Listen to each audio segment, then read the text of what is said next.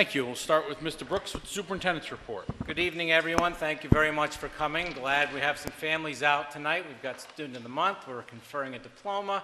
There's a wonderful academic presentation tonight, and we're also appointing some staff. So we've got a pretty busy night tonight. If you haven't already started to attend, last night was the first in our series of concerts at the middle school, for the middle school, I should say. It was at the high school.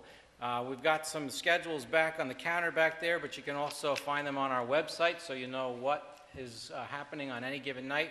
If by chance you can't make it to the concerts, fine. We are available streaming on the web. Every concert streams live, so it'd be great to have you click on our website and you can watch live.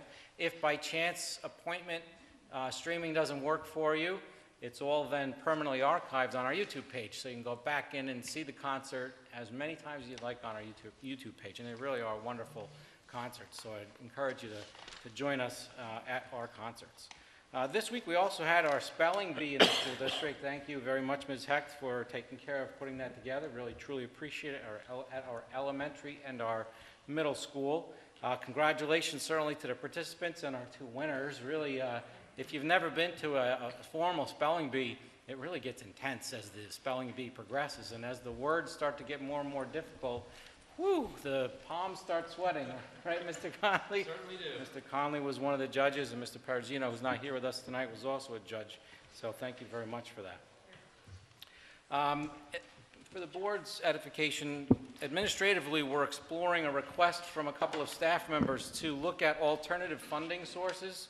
So we seek out funding in so many different ways, but one area that we have not moved into is crowdsourced funding. So there's a couple of online sites, DonorsChoose.org, GoFundMe, there's a series of them that we're starting to look at to see is this an appropriate venue for us to get into, and how we would manage that through our procurement process, bidding process, and also management of materials, because certainly we want to put everything we need in classrooms and we want to help teachers get those things, and there's a lot of benefactors out in society that want to help with that process.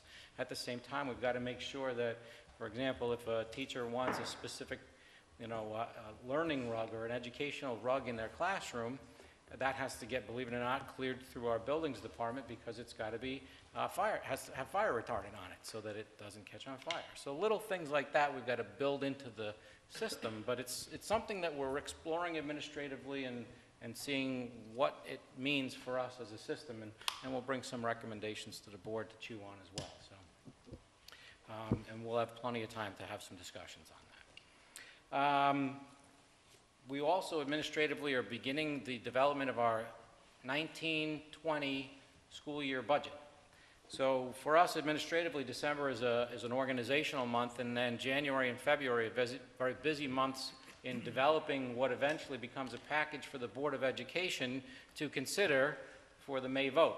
So I would ask if the Board of Education would start to think over the next couple of weeks if there are any parameters or any specific guidelines or directives that you'd like the administration to work towards.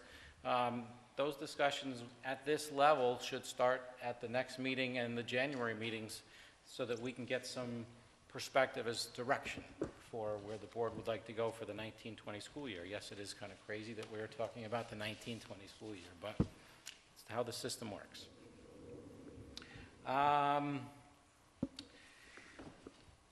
About a month ago or so, there was some interest in Marlboro partnering up with Highland School District on a modified lacrosse program.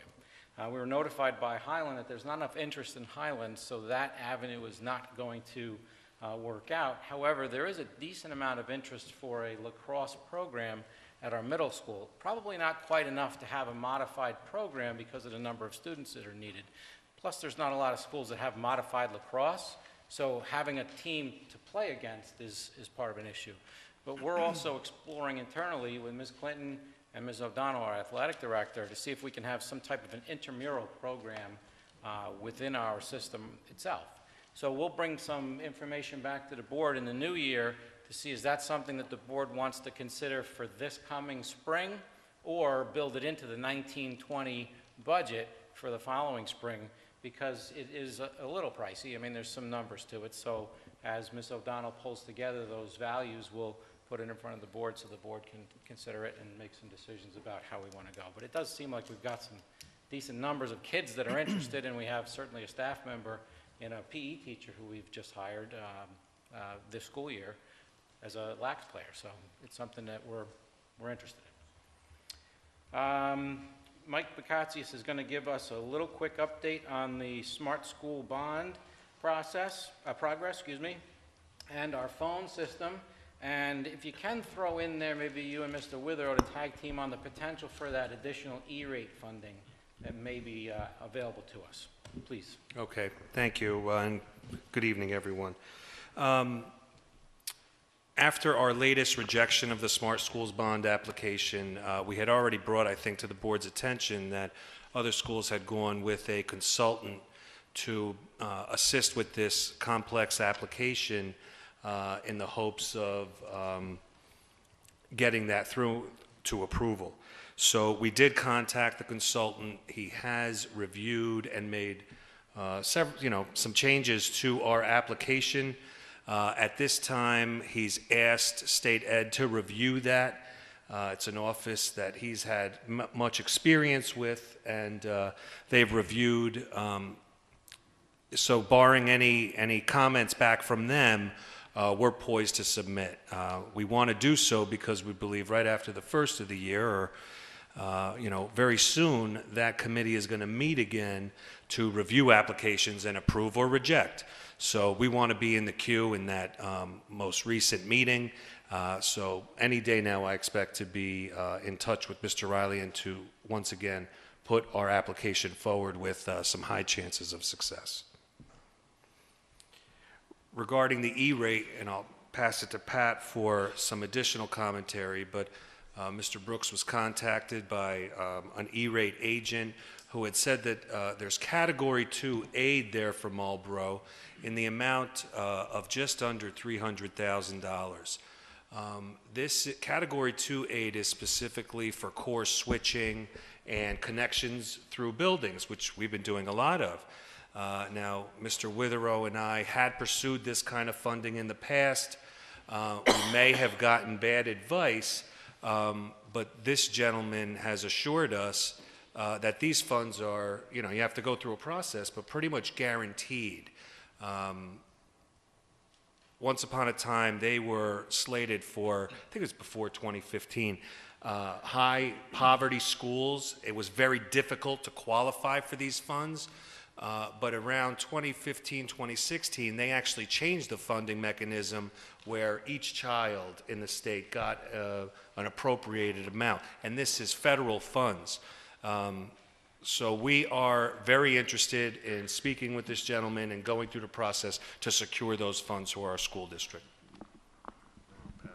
Yeah, there's not much to add at this point, but we belong to a consortium who helps manage this E-rate funds, and prior to this communication from the state, we had been under the impression in our discussions that that we didn't qualify for those funds, so we are going to actively pursue that money.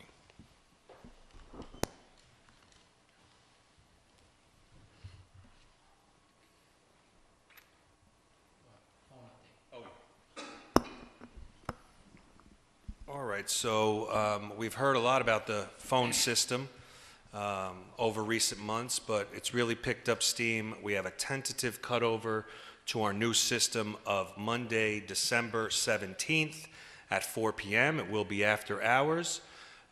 We are in a rollout schedule, so we did start placing phones out in classrooms at the high school today.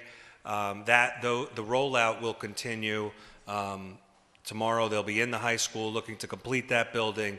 They'll move to central office, and then they're going to move to the elementary and middle schools after that. So while there's a team rolling out phones, there's also a team of Anise engineers really finalizing a lot of the switch work and the programming. So that's where we're at this time. There's hiccups along the way, but the team is on site. They're working through them, and right now there is nothing to indicate that we wouldn't cut over on December 17th. Thank you very much. I know it's been something you put a lot of time into, so we can taste it. Very close, Mike. Thank you. Pat, if we keep it on with you, I know you wanted to talk a little bit about the minimum wage, the voting machines, and the pool safety plan questions, if there are any. Sure. Do you want me to preempt that?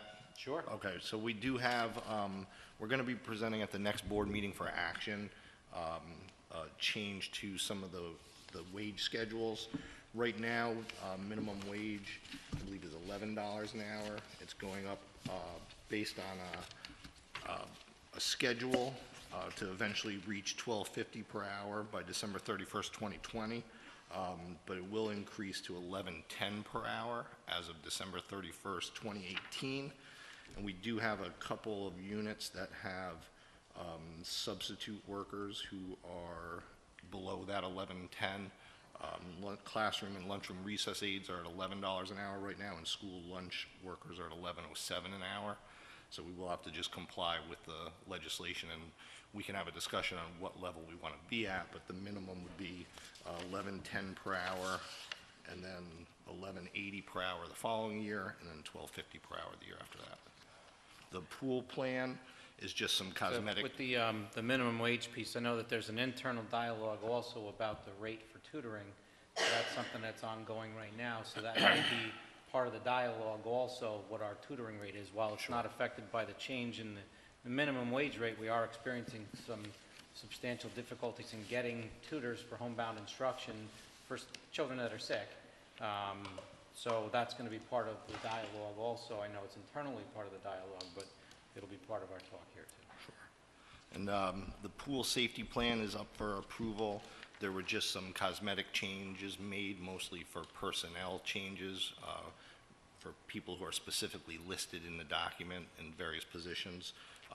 Really no substantive change to that safety plan, just the contact information. And then lastly, I don't know if you want to discuss the voting machines at this point. We've been given notification from Ulster County Board of Elections that they're going to no longer support school district elections going forward. Typically, we would rent machines, voting machines from them, 2 machines, all the associated supplies. They would supply poll workers who they trained for the election. They're not going to provide any of that going into this next budget vote. I did speak with Tom Turco the other day. He gave me a number of reasons why they are no longer going to be supporting school district elections. Honestly, I'd have to write you a memo to really clarify what those reasons were, because they were just kind of rapid fire as to why they're not going to do that. I'm going to contact the Orange County Board of Elections, because we do have school and students from Orange County, and see if there's any possibility of them leasing us a machine. If not, we can discuss alternative possibilities. Yeah, and when we get into the Ulster BOCES report, I'll give an update. It was a long, we had 45-minute discussion last night about this specific issue at the end of that meeting. Right. There's been a lot of discussion. I went to a district clerk meeting, and there was a lot of discussion with some Ulster County clerks as to why this is happening and what we're going to do going forward. Typically, it costs us about $1,300 to rent all of that equipment from the town, or from the county, excuse me. Right now, we have an estimate to purchase a voting machine is approximately $15,000. So we run 2 machines at the vote. We'll have to have some discussion about the economics of that and whether it's worth that type of investment if we don't have any other alternative. But, we could also have the possibility of going to a paper ballot. Yeah, it is, that was the, Right. yeah, I'll get into the rest of it. when we Right. get to If we, regardless, we're going to be able to then staff the vote with our employees rather than the county employees, because they won't be required if we don't have their machines. So, thank you. Thank you. And with that, I have nothing else. Okay. Orange Oast, John, you went to the meeting? Yeah, today? yep. I've got 2 meetings to report on, and we've got a long agenda tonight, so I'll just go with the November meeting, and I'll table last night's meeting for the next meeting. Last night's meeting was mostly legal stuff anyway, so it's kind of more on the boring side. November's meeting, though, was interesting. They had an idea where the Orange County School Board wanted to know what the schools were doing in the district in terms of technology. And Middletown got a grant, and they wanted to show off, everything that they had at their school. So what started as an idea of like, everyone come to Middletown for a meeting and we'll show you our stuff, morphed into 13 different school districts and the superintendents and teachers from those schools all coming and meeting at Middletown. And everybody was showing off what they were doing. Like Monroe Woodbury was flying drones because they're training their students in how to fly drones because they believe Amazon's going to start delivering with drones in the future. And so everybody went through and did their thing, and I was working with some students that were showing me how to do laparoscopic surgery, which was a disaster. I would kill myself if I was ever actually operating on myself because everything is backwards and stuff, and they had all the technology there, and they were working. They had built robots, and there was a whole bunch of things that the students, did, and they were very proud of, and they were kind of showing it off. And then afterwards, there was a big panel discussion about how they start their technology programs, like kindergarten up all the way through their coding, they're playing with Legos and all those kinds of things. So it was a very interesting meeting to go to, and it was a lot of fun. So that's all I have to report from the November meeting. Okay. So last night was the Ulster School Board's, got a nice presentation from NISBA. Actually, the Director of Government Relations was there. She did a really nice overview of the changes in the Senate and the legislature and what they're expecting, what they really don't expect will happen. One of the things that jumped out, and one of the reasons I sent the board members the handout from last night, is they're really hoping there's going to be a phase-in to finally fund foundation aid. And I didn't realize it, and I know when Mike read it today, he didn't. We are so far behind. We're the lowest district in the county when it comes to percentage of actual foundation aid. There's two districts, Roundout and Onteora, that are funded at 100% of their foundation aid. And then the one closest to us is Highland at 77%. Marlboro's funded at 56% of what it's supposed to for foundation aid. So we're really been shortchanged, and hopefully they really will get the funding update and the growth in. When you think, well, what does that really mean? For this district, it's about $5.8 million that we're not receiving in foundation aid. So it would have a huge impact even if it does take them 3 years to phase it in. So that's just, it was a real eye-opener and could have some real benefits to the district and the taxpayers specifically. Then we got into a long discussion about this whole thing with the county deciding that the school districts were no longer going to be supported for the elections. And it actually turns out, under New York state law, the elections commissioners determine where elections are held. You have no say in it. You have no control over it. If you don't want them in your buildings, it's too bad. It's a public building. They can schedule them in your buildings.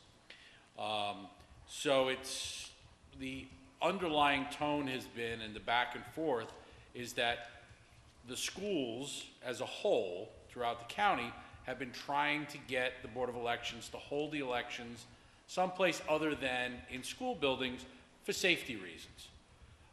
And everybody thinks, okay, well, it's one day, can't you schedule your superintendent's conference for that day in November? Well, the reality of it is it's not one day. That's just for the one general election. In most of these communities, you have primaries.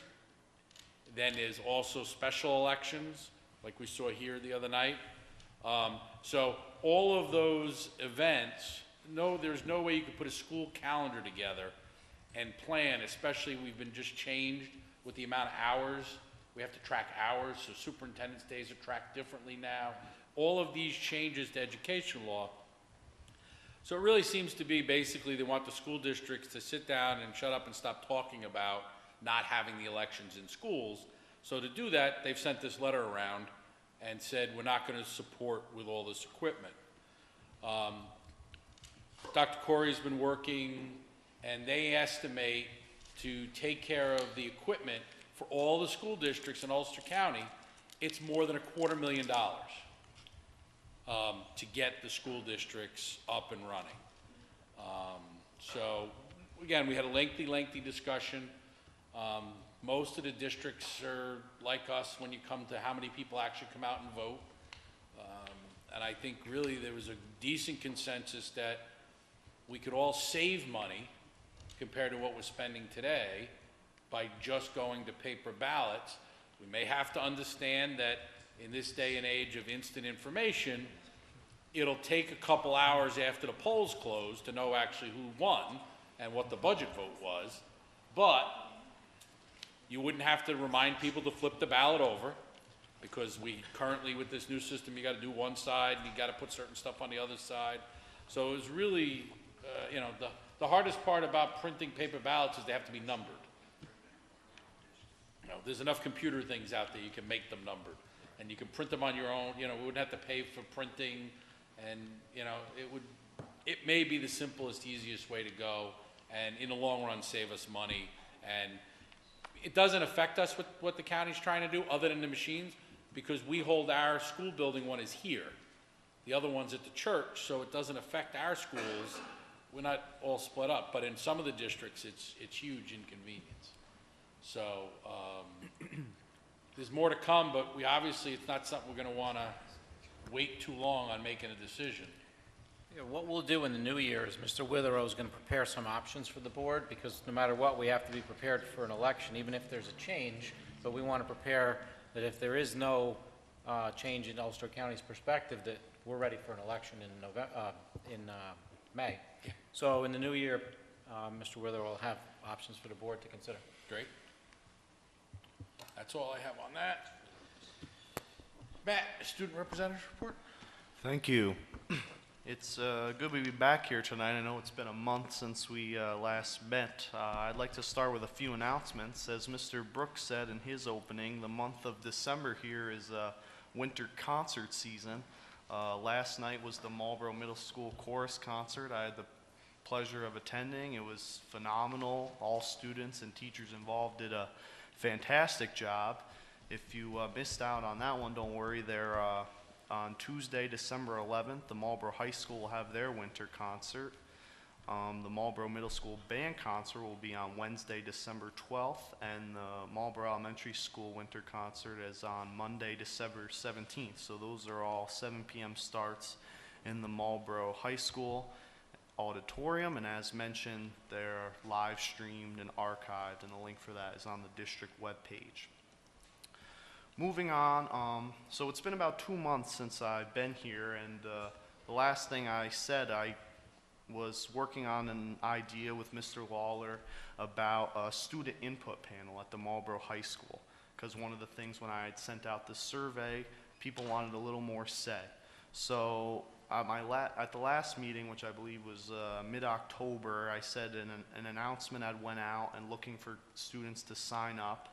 So we had that, we played that out for about 3 weeks or so, and we had a handful of students sign up. It was, you know, probably less than we expected based on the results of the survey, and the main demographic was probably freshmen who were interested in that. But regardless, we had our first meeting about a week ago, last Wednesday, and even though it was a relatively small group, I think the conversation was very productive. You know, you had a wide range of topics from, you know, the bread and butter issues like course and elective offerings to maybe some more abstract things such as, you know, school lunches and things like that. So it was very good to hear some new and fresh ideas and also some varying viewpoints on things. And it was not only like productive for the school and getting some ideas from the students, but also getting students talking to each other, you know, and spreading ideas and learning to respect and listen to one another even though they may differ on a point of view. Furthermore, this event was about a month ago, and I wanted to highlight it at the last board meeting, but I think even though it was kind of a month ago, I think it needed to be said. The Marlboro Middle School on November 5th had its Power Up Night. Now, this event has been around, you know, for a few years. I remember attending when I was in middle school, but in recent years has really grown, and I was informed by Mr. Stanmeyer that this year we had about 90 students and their families attend this event, and I think that was remarkable. That was a record, I believe he said. And so at these events, there are workshops for students and parents, and I like to view it as kind of a role reversal. So the students take workshops on more future career planning, things from engineering and computer science to exercise and sports medicine, kind of, you know, to get them thinking along the lines of what their future interests are to be, while the parents take, you know, courses on student life, one of the most popular things like teenage brain with our school psychologist, or how to help your child learn math. All kind of things to give parents a better understanding of the 21st century middle school experience, which is a lot different than the middle school experience was even a decade ago. So I believe that was a very productive event, and I hope to see it grow in the future. And with that, that is all. Thanks, Matt. Just to follow up on that, I mean, last month was an amazing month in the buildings. It is every month, but really, the middle school, in addition to that, we had the Veterans Breakfast, which was very well attended and was done very nice. Great presentation that day from Breaking the Cycle. And then the elementary school had the Veterans Assembly in the afternoon, was great, was very well attended and was really nice. It's just remembering the veterans and the things that goes on and what the district does. And I know that we just had the Pearl Harbor on Tuesday presentation, so it was just, it's really good. And I think, I know you couldn't be here, obviously we're a little busy last month, but what should be recognized, Matt, is you and the team and the coach. Football made it to the Final Four this year. 2 years, you've lost 3 games, and all 3 teams you lost to went on to win the state titles. You know, 2 in our own division and 1 in another, so that's a great accomplishment. So to you and the rest of the players, congratulations. Thank you, thank you. So, Student of the Month. Let's start Months. with the, yes, student of the months. Yeah, we've got a couple of hybrids here, but let's start with the elementary school.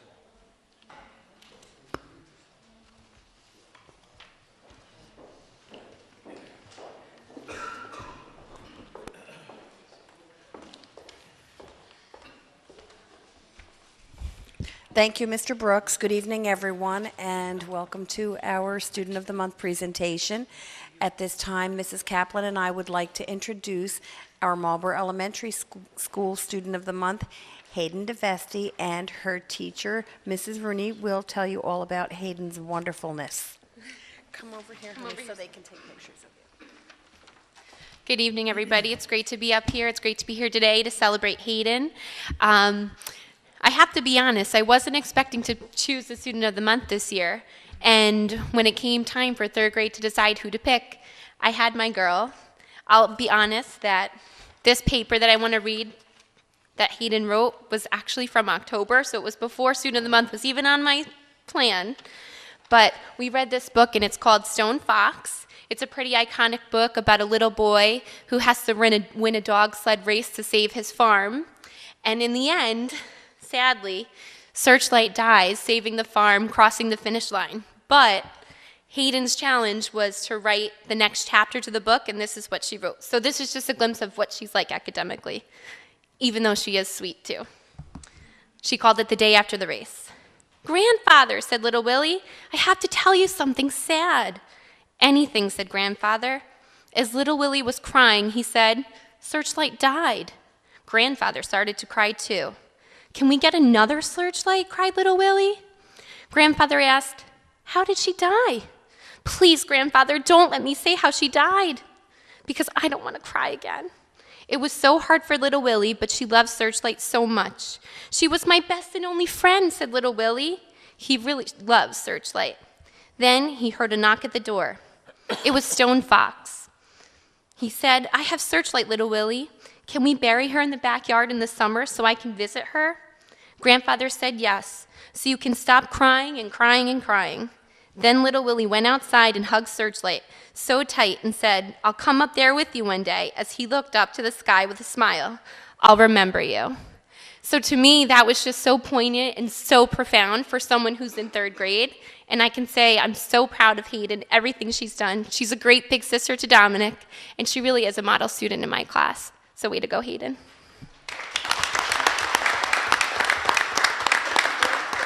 Oh, picture? Oh, picture.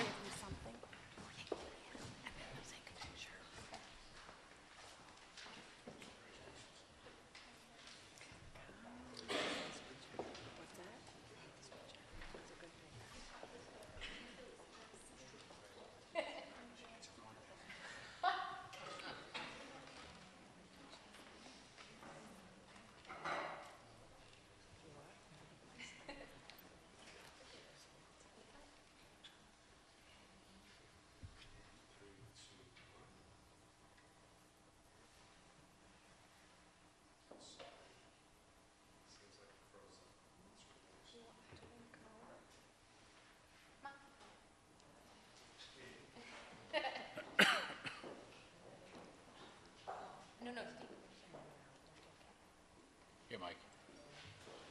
I'll just airdrop them to you.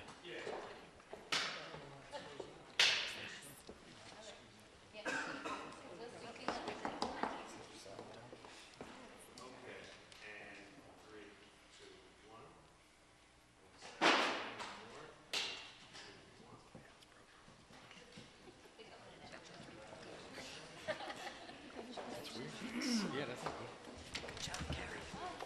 Turn it off, turn it back on. The typical reset, Mike.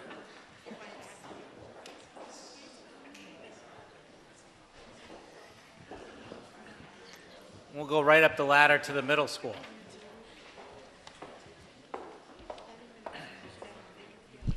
Good evening, everyone. The middle school is proud to announce that we have two students that we need to recognize. We are going to go back in time just a little bit to October, and we're going to start out with our October Student of the Month, who was unable to attend that month, but is here tonight. Despite being snowed out in November, just like one of the reasons he is a Student of the Month is perseverance. So I'd like to bring up Brett Belcastro, and on behalf of Brett, we have Mr. Carlin, who represents the red team and is his English teacher.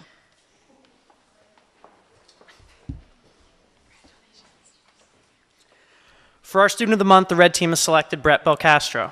He is such a polite, friendly, positive presence in the halls of the middle school that when I looked at the list of previous winners, I was shocked to see that he hadn't received this award yet.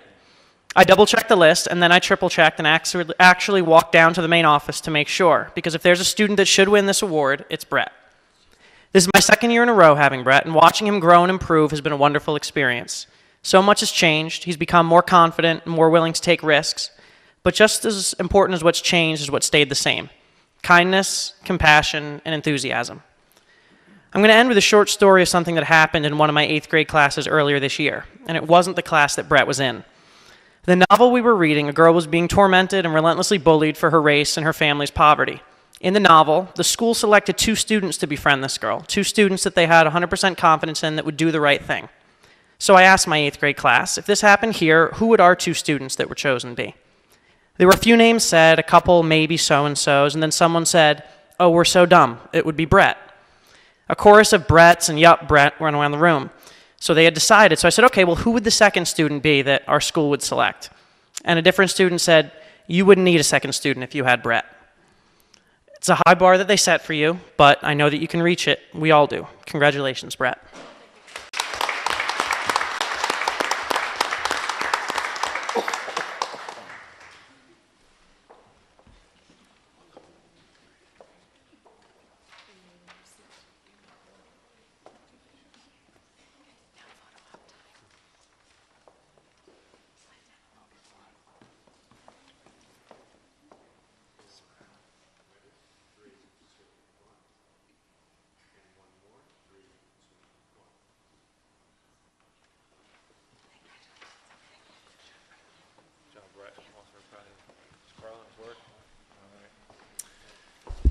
All right, and we're lucky enough to have two students tonight that we are recognizing.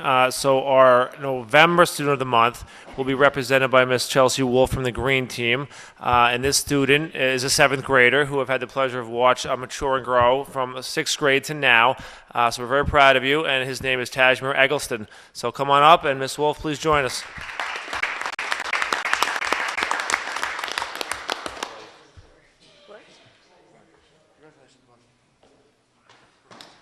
He said, "What is this picture for?" It's not a picture, it's actually a poem. We've been doing some sonnets in class, but Taz has a special place in my heart just because I met Taz last year in sixth grade, and it wasn't in the best of places at the middle school, but he has quickly shown that he's changed and become a young man that we all should aspire to be. And on behalf of the Green Team, we would love to see you continue that trend, Taz, and that's why we're honoring you tonight. So I created a poem, and on the first day of school, Tajmir told me to call him Taz. And me being the cartoony person that I am, said like the Tasmanian devil. And he's like, yeah, like that. So I wrote a poem called My Tasmanian, and I'd like to read it. You can get me back tomorrow, I promise.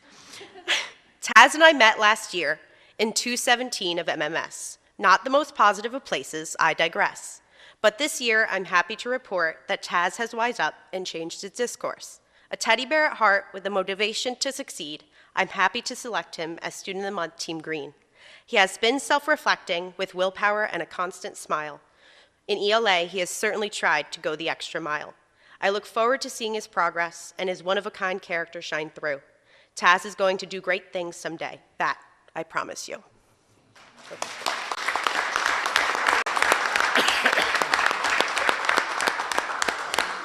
We gotta take a picture.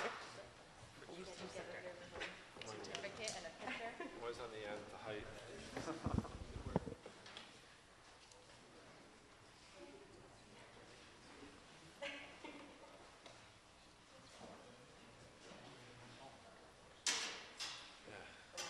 on up.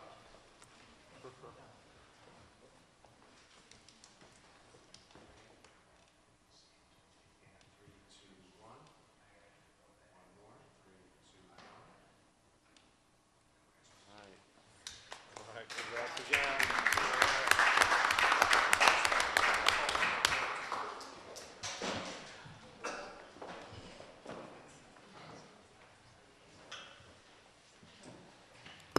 Mr. Lawler will move up to the high school.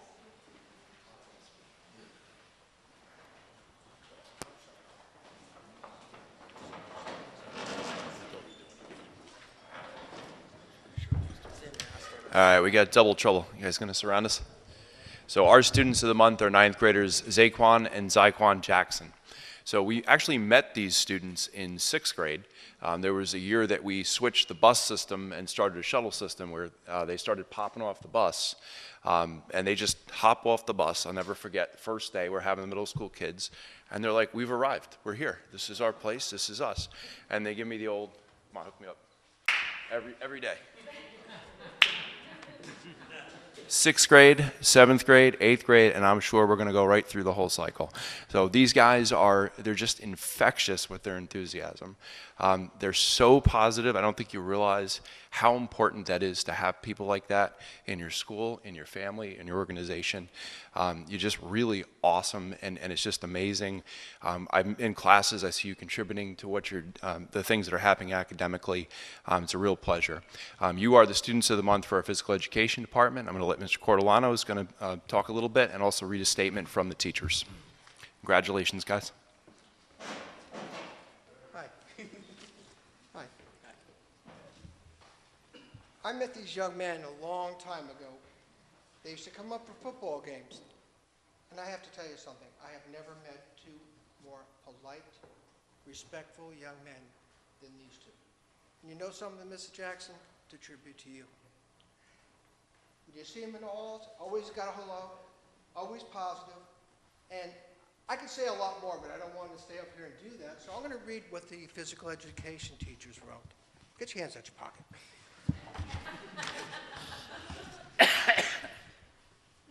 The one aspect about Zaquan and Zyquan that stands out is their character, which is demonstrated by the amount of respect they show each other. Every day, they make it a point to come see their physical education staff just to say hello. They ask how the day is going. They give us a firm handshake. Zyquan and Zaquan Jackson are genuinely caring, respectful, selfless individuals who are always there for their classmates. Best interests in mind is what they keep. If anyone is in need of a helping hand, they are always there and willing to give it. They encourage their peers and classmates to improve each and every day and to perform at their best in their abilities and to reach their full potential. Zaquan and Zyquan demonstrate a remarkable amount of poise as they make the most of every opportunity. They never let a situation affect them. They always stay confident and positive. They are very open-minded, and as they view every task as a learning experience and willing to make the necessary adjustments. Zyquan and Zaquan are natural leaders, and it's an absolute pleasure that the Physical Education Department nominates them as our Student of the Month. Guys, great job, man.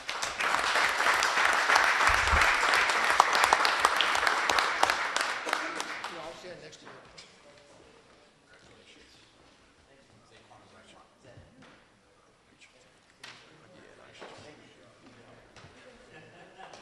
Make sure you hold it upright. Backwards.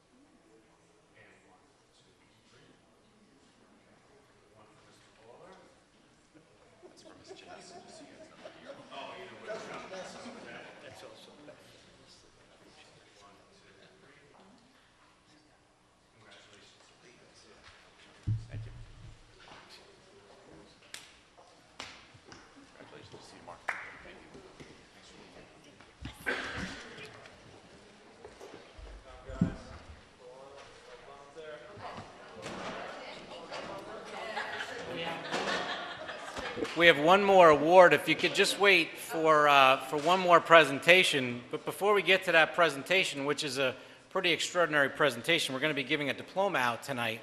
I want to just kind of reflect on what we just heard about these 4 children, or actually 5 children. This is what it takes to be a Marlboro Duke. When you listen to these characteristics of these people, they're polite, they're positive, they're sharp dressers if you take a look at them. They're one of a kind, they're positive, they're contributors. They have impacted principals and assistant principals and staff members that they don't even have in their school for 3 years prior to arriving at their school. They're respectful, they're selfless. Moms, dads, families, thank you so much for giving us such great people. They are just wonderful people that we are proud to be associated with. And they write tremendous stories. So thank you very much. Congratulations to you all. I appreciate you. Thank you. Now, Mr. Lawler is going to begin the process of conferring a diploma tonight. This is a pretty exciting moment. It doesn't happen very often, but we have someone that finished their requirements for graduation in August, and tonight the Board of Education is going to provide that diploma. So I want to call up Desire Davis.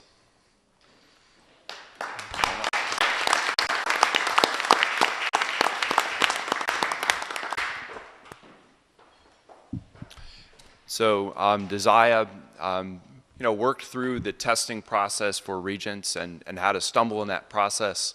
And then she went back and studied all summer, worked incredibly hard, and earned a high school diploma.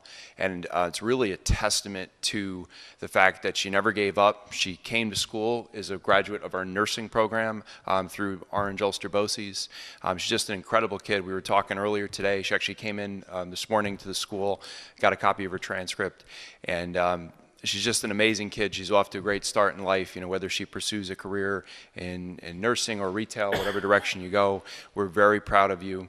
You know, great attitude and very happy for all the hard work you put in. So at this point, I know Mr. Brooks is going to be reading a statement, and we're very pleased to be awarding you a diploma tonight. Congratulations. So let's stage, yes, definitely. Yes.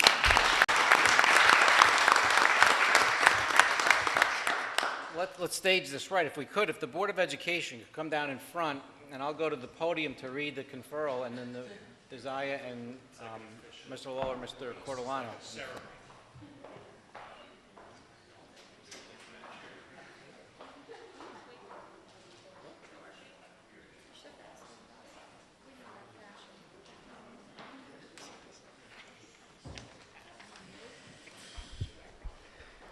So it's nice that we're also doing this in front of people too, because there is ceremony to this. So Desire, I'm very proud of you. I'm glad that we are able to do this tonight, so congratulations.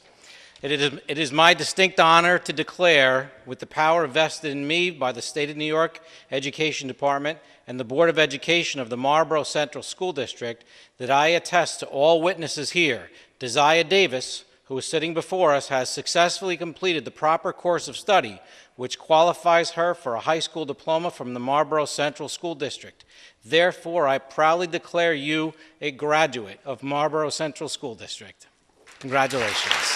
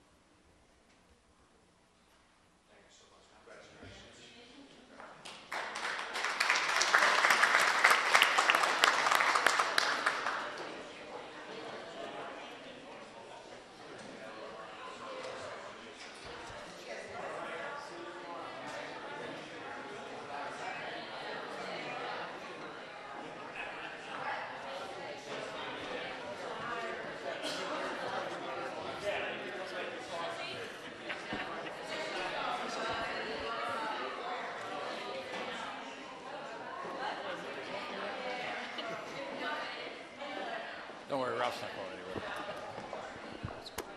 Oh, that is great.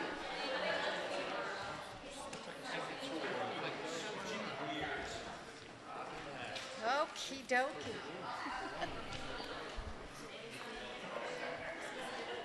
Just collapse that down. Activate that page. Is he gonna do Caitlin before us, or no, we're gonna go? Caitlin, who? Announcing her full-time position, or she's gonna sit through it all? You want to sit through? Okay, hey. Follow you there. Whatever that bar on the thing says. Yeah, right?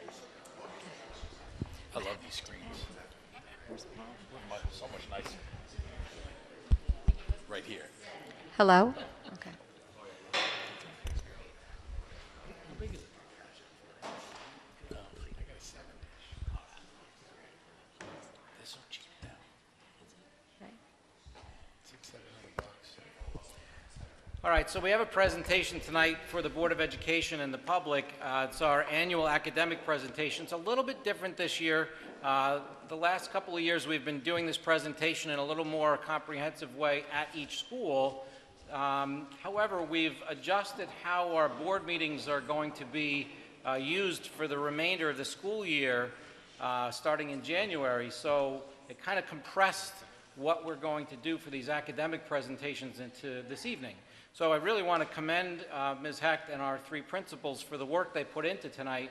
While it seems like just a few short slides, quite honestly, to get to the point where you can present comprehensively on how your school is doing from a number of different measurements, it's a lot of work, and a lot of orchestration and careful thought because it's less about just the presentation and so much more about the work that goes into deciding where we're doing well and where we have some challenges still.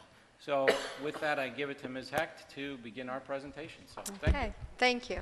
So good evening, members of the board, Superintendent Brooks, and community members.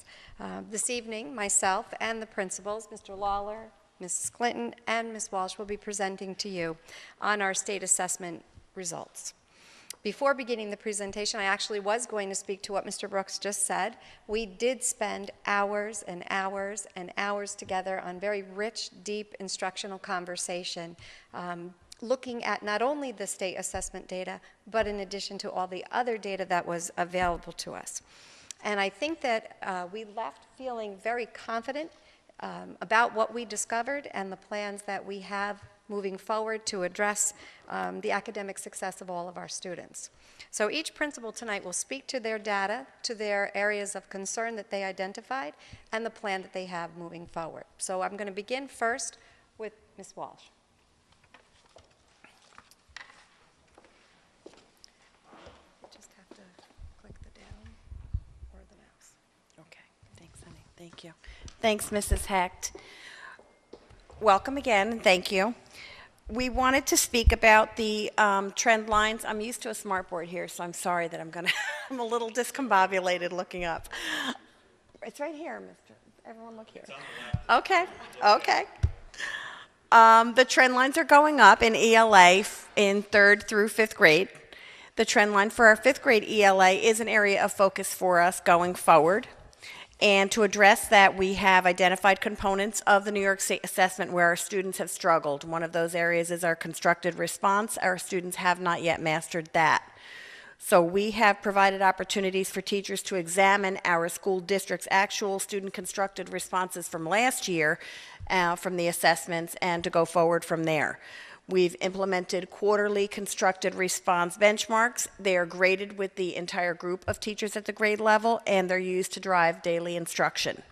We've strengthened guided reading, particularly in 3 and 5. The focus was oftentimes for guided reading at K2, but we have strengthened our focus in 3, 4, and 5. And we have implemented guided writing now, which is small groups, and the students are supported at their just right levels in their writing instruction as well. We've analyzed trends from our data collection and instituted a school-wide written response framework that is RACES. And that acronym stands for Restate, Answer, Cite, Explain, and Summarize in your writing. So that is our ELA. The math trends for MES are going up in 3rd and 5th grade, and in 3rd and 5th grade, there's considerable improvement, as you can see from the light blue line right here. The trend line for 4th grade math is an area of focus for us. Our AIS teachers are looping with the students for continuity of instruction and to strengthen the students' skills in math at 3rd through 5th. Our entrance criteria for AIS math students was newly created for this year.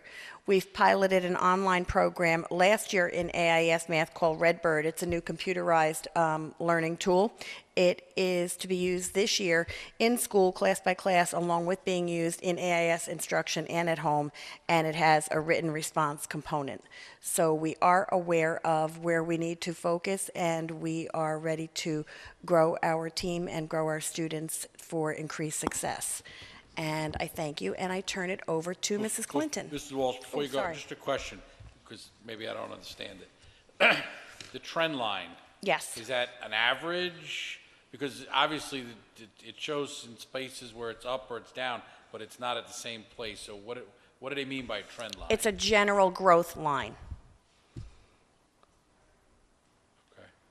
Should be the average So of the science below to me and comes the... out in all of this. So with a data trend line, you really look at the trajectory of the data. Is it moving in an upward direction or a downward direction over a period of time? If you have 3 or 4 data points, the trend line really doesn't matter so much. As you start to get to 4 or 5 and more data points, then you can start to see, is there generally progress in an upward way or a downward way in an area? So it's not so much as an average, but it does help to understand when you see a sawtooth line, is it up or is it down? So Okay. that's really what the trend line looks like. Thank you. Anyone else? I thank you, and Mrs. Clinton.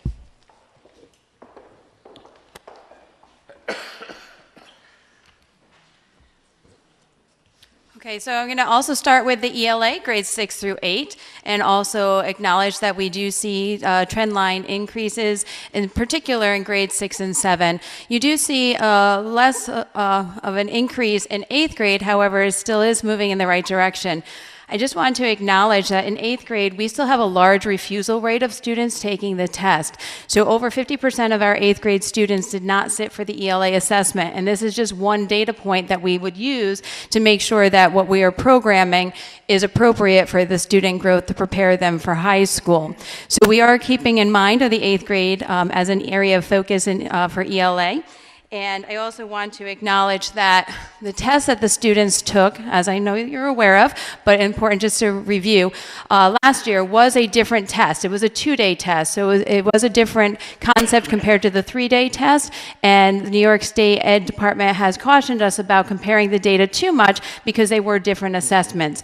The assessment that we took in 2018 will be able to measure against the assessments for 2019 and 2020. However, by 2021, we'll be implementing and following the New York State Next Generation standards, so we'll be looking at a new set of assessments also. So comparative data year to year is a little bit tricky, so I just want to acknowledge between the refusal rate, which continues to be a statewide issue, and some of the changes with the assessments, we don't only look at this data as we are preparing the programs that we want to ensure our students have.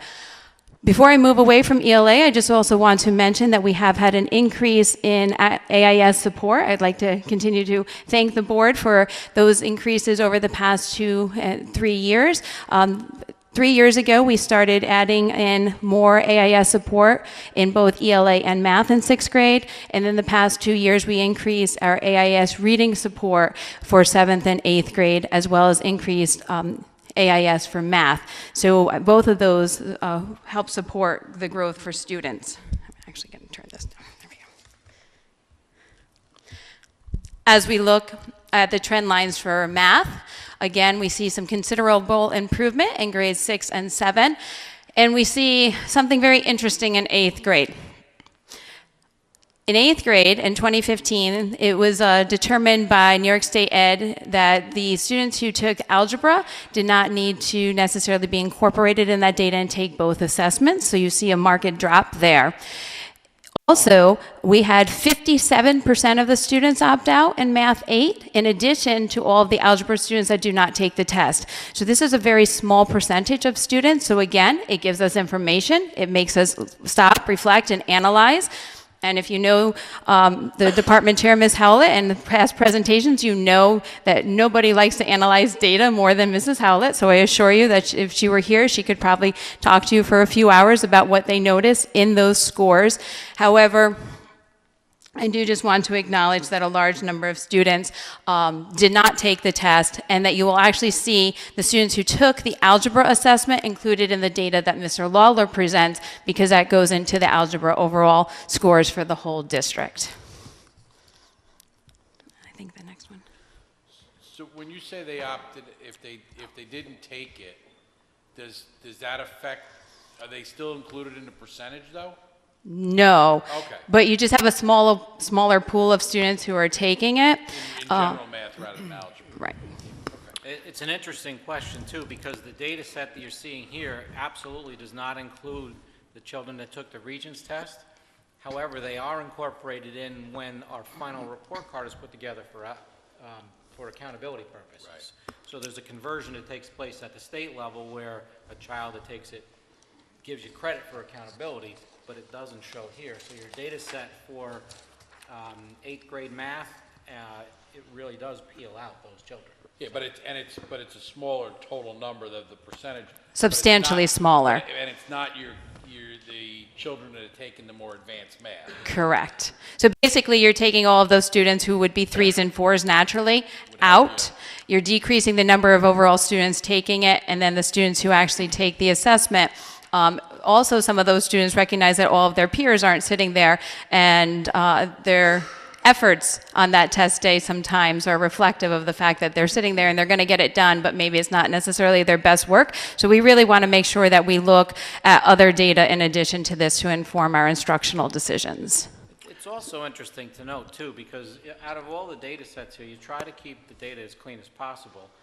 The opt-outs does, as Mr. Cantone pointed out last year, the opt-out element does take away from the validity of the data, so there's an issue there. 8th grade science, actually, 8th grade science and math, both kind of do the same thing, because if you look at it comparably from one district to another, there's no comparable, because some districts actually have their children take the 8th grade assessment and the Regents, so that those kids then count in their number for this chart. We choose not to because it's over-testing. It's right at the end of the school year. They're fully preparing themselves for the Regents exam that's going to count towards graduation. We don't need another test for the children to take, even though it means it impacts our charts. So it's another element of keeping the data as clean as possible, but there's a story behind some of it too. So I have a question, and it applies to grades 3 through 8. So you mentioned the things that drastically changed from last year. The standards changed, the tests went down from 3 days to 2 days, the time limit was expired, and also computer-based testing was introduced, Correct. especially in the elementary school. So, and I read the article where the Ed department said, don't even try comparing it. So did you normalize anything from last year to this year? It doesn't look like you did on the charts specifically, unless you did. But that's my question. Did you do anything to try to normalize for those drastic changes? And if not, what else are you using as you're looking at your next year's plans to kind of offset the fact that not only do you have opt-out rates, but now you have all kinds of different things happening at once, besides all the things that did happen progressively even throughout the years that you have up here, 20... So to answer your question, yes. So our original presentation, I think, was 57 slides. So it included all of the data that we looked at with STAR, with in-district testing and assessments created by teachers, eSpark related, because we take a lot of our data and put it into the systems that we have. So Alex, Redbird, eSpark, and then from there, it's basically skills that we're looking at in grouping.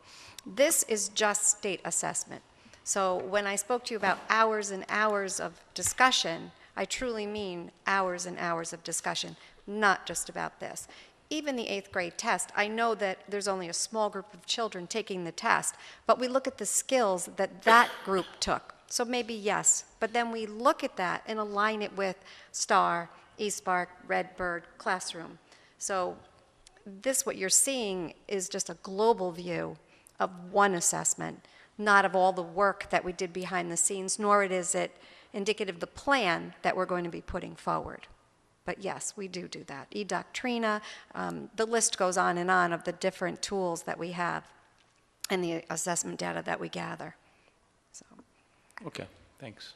And in addition to the change of the test, also the way the questions were asked has been changed. So And the number of the questions, too. the number of questions was changed. So it actually, this year's test is a new baseline for us moving forward. And as Ms. Clinton spoke to you about, it's for 2018, 19, and 20. Another new baseline will be created in 21. So we know that. So we understand what we have in front of us. Okay. The science data that you do see in front of you, do you want to speak to it, Ms. Sure. Fourth grade science is very successful for us. 96% of our students are scoring a 3 or 4 on this assessment. And a key component of this is our team teaching and the fact that the students are rotating through and having science as a dedicated hour of instruction. They have a lot more opportunity for hands-on activities and for labs at a younger age. So hopefully we are sending them better prepared into the middle school going forward. And I'll just speak briefly to the 8th grade science, which you do see as a decrease. The good news is what you don't see here, that test did not change, unlike the math and the ELA, but we actually went up for 2018, and that's not on this particular chart. Overall, the region declined an 8% for 3s and 4s, while we actually went up 5%. So when you look at the overall decline across the region, but then we managed to go up, the science department was pretty excited to see some of those changes. We are in the process of changing our curriculum and spiraling our curriculum. We are in its 2nd year of inception with that. Teachers have been regularly attending workshops, and as Ms. Walsh also said, we too are doing a lot more hands-on learning in science, and we're super excited to use the Innovation Center in the building and to increase our interest with students in STEM and STEAM opportunities, which we think that hands-on experience is going to help the students overall with this 8th grade assessment. Again, if you think my numbers are pretty big for math assessments, by the time we get to June, 8th grade students who can opt out or refuse a test by having convince their parents, the numbers are really very high. So we're trying to battle that so we can again have some accurate data, but they are certainly reviewing all of this, and they are also hoping to have our first ever science showcase to really kind of get more interest in science this year. Is something the department is working on. So 5th, 6th, and 7th grade, there's no state tests? No. And was that anything in the plan to change for the state? No. You're going to just do 4 and 8? There's been discussion of actually moving the 4th grade test to 5th grade, but that's... But not an increase. But not in, yeah. Not an increase in the number of times they test. And any I think idea what the that's- logic of that is? It doesn't really... I think it's cost, honestly. I think Really? the cost of the assessments, and I don't think the state is looking at adding that way. You know, we used to have a 5th grade and an 8th grade social studies assessment too, and that assessment was eliminated to the cost. The same reason we no longer have Regents exams for our foreign language students. So I think simply it's a cost factor at this point. Maybe as we move more and more into computer-based assessments, those things may change as we are in the process of moving to the New York State Next Gen standards for science as well. Interesting. Part of our conversation also involved common tasks. So in Marlboro, we had K through 12 common tasks. So there were 4 written tests. And within those 4, we addressed ELA, math, science, and social studies. So we talked about that a lot in our conversations, and it went away with the new APPR system because it had to. But we're talking about how do we bring those type assessments back that really guided us K-12. So part of the Next Gen is a timeline that has been given to us, and we are to share with the board, with district leaders, with teachers, the timeline. So just to let you know that we basically should be in phase 1, so raising awareness. We are here in Marlboro ahead of that. We have worked on curriculum in the summer, developing new maps, new lessons, new strategies to address the new standards. So we are actually ahead of this timeline. It's our this will be our 3rd year of doing CBT testing, so we are quite versed in the 2-day assessment, and we are already building capacity. But if you just look at in September of 2020, just seems so far away, right? But not. That will be the full implementation of the GEN standards, which we are fully implementing now. And in spring of 2021, there will be the new assessment. In addition, they're even talking about regents, which we didn't put on here too. It's enough already, right? So for what you've seen of the standards changing, what does that really mean in practical sense? Like, for example, in elementary math as an example, there was new concepts of how to teach the math introduced when Common Core started, right? Right. Number of bonds and tape diagrams, and the list goes on. Are those changing, or are there just maybe the levels of standard of the content changing as opposed to just the techniques and the way they're teaching math, as an example, and that's true for the rest of them too? To look at they're looking at the standards to see if they're developmentally appropriate. is what they're doing. So we have documents that show us what standard was moved to what grade level and what the reason was for that movement. So basically right now, a change in the standards doesn't mean that the changing totally what the standard is asking. It's a shift of what grade it is going in, or perhaps taking standard 9 in ELA and encompassing it with standard 11. I just was always concerned, as I was learning the standards doing my own children, whether this way of doing things is going to continue as they progress through their own education system. And if they start changing it again, coming around behind, you got all these people out there that do addition and subtraction, basic stuff, so different, even from each other, which Right. I'm just curious if these standards are going after that as well. It doesn't sound like it. No, it's not about the strategies. It's Yeah. about what a child should be able to do. That's And we're actually looking at the standards. For instance, we're looking at geometry, and we're looking at the standards from K to 12, looking at going backwards down and seeing if we are teaching all the correct standards all the way up to the regions. So it's more about So the that's how we're skill and looking. content at Yes. each level, not the Mhm. strategies. Okay. That's exactly it. Probably very good news. So I'm going to turn it over to Mr. Lawler.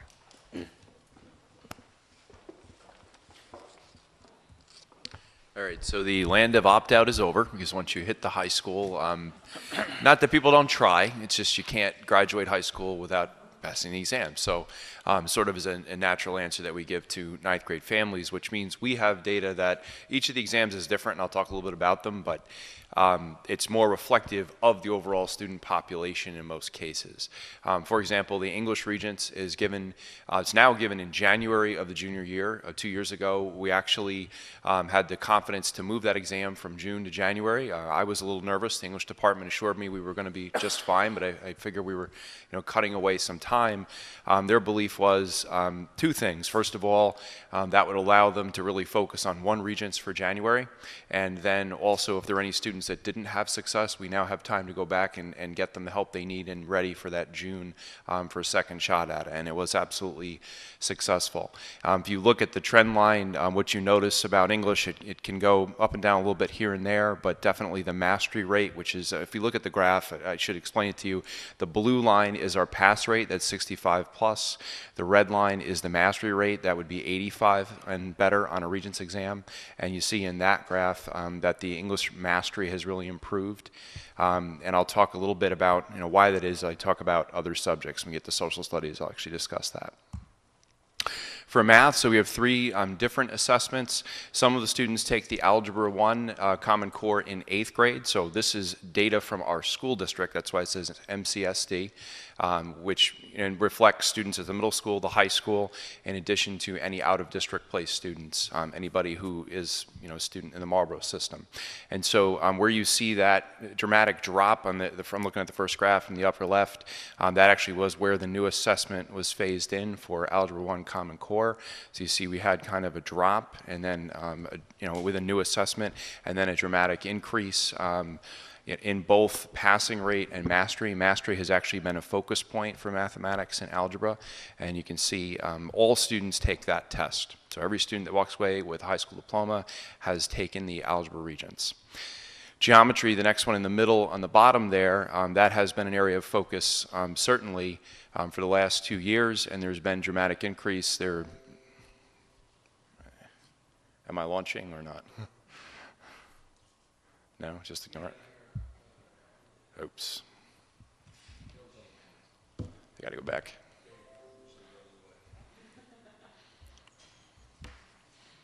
All right, hold on.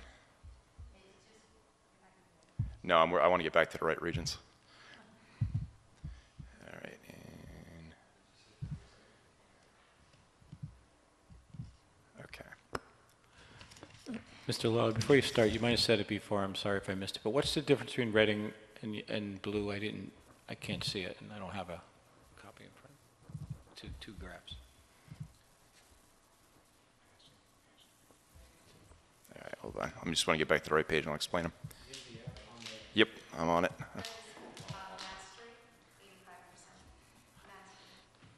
All right. The So blue is the mastery? What's that? No, red is the mastery. So the red, obviously, we're going to have less students. That's why it's the bottom of the graph that get an 85 plus. Then we have students who pass, which is the blue line in the top area. So the percentage is over on the left, and then the year is on the bottom. So you see that that blue graph is always going to, that blue line is always going to be above that red line. Because the assessments are designed with algebra, everybody has to pass the assessment to graduate high school. That's the target for every student, and then mastery is a target for as many students as we can get to that point. So as we look at that geometry graph, there is that shift with that new exam. And we did have a stumble 2 years ago with our geometry results. I'm actually really proud of the work that happened last year to increase our geometry scores. It really was something that we dove into with the test. It was a tough test statewide. You probably remember there was controversy about that test. There were a number of questions that were thrown out. The big issue there was a term they call modeling in the math world, which is kids had difficulty understanding what they were being asked to do. So there was descriptions of what the problem was, but there wasn't necessarily a graph or something, a visual with it that helped them understand what they were doing. They had to create their own graphics. And so that last year there was a lot of emphasis on teaching kids how to create graphics throughout the year as they work to improve those results. In our Algebra 2, it says Algebra 2 Trig. Trig was the old exam. That's the upper right corner exam.